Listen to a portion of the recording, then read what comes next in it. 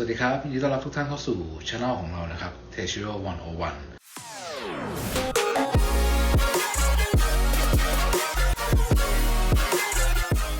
หลังจากในเอพิโซด2นะครับที่เรา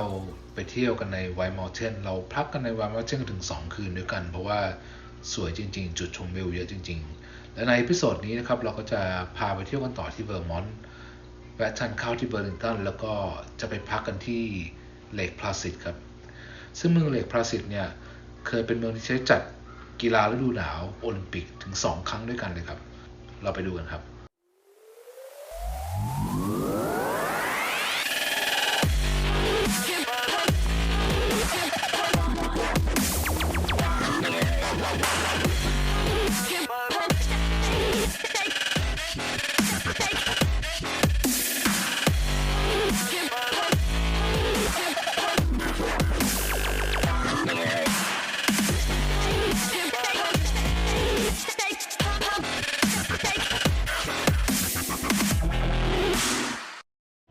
ตอนนี้เราเดินทางมาถึงเมือง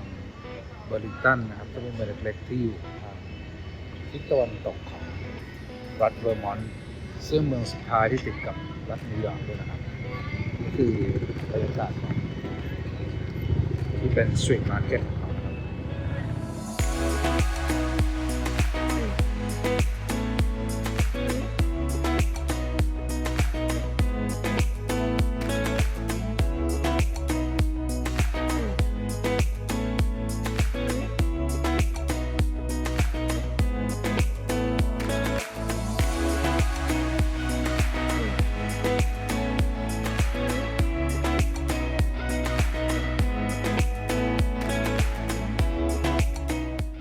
ฝากกดไลค์ กดแชร์ กด Subscribe เพื่อเป็นกำลังใจให้พวกเราด้วยนะครับ ขอบคุณครับ วันนี้เรามาอยู่ที่เลคพลาซิดนะครับ อยู่ในรัฐนิวยอร์ก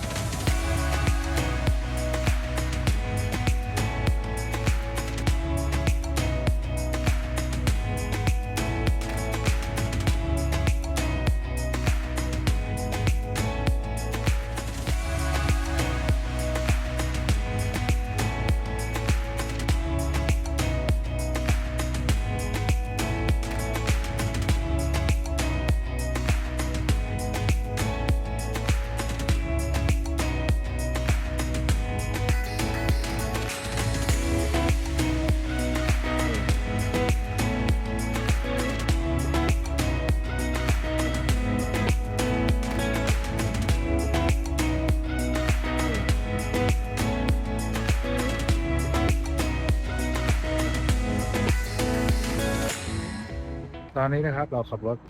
ต่อมาอีก2ชั่วโมงตอนนี้เราอยู่ที่เมืองเรียกว่าเมืองอัลบานีนะครับเป็นเมืองที่เมืองใหญ่ที่สุดในของรัฐนิวยอร์กนี่นะครับ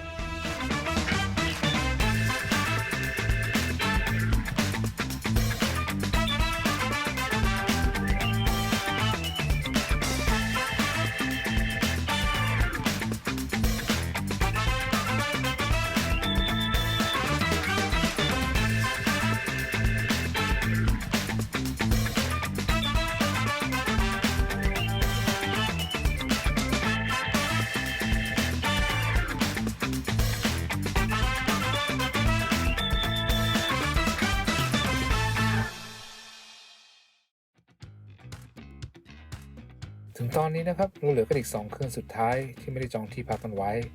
เราตัดสินใจกันว่าจะกลับไปพักกันที่ไวท์เมลเทนกันอีกเพราะเราไม่อยากพลาดสิ่งต่างๆหลังจากนี้ครับ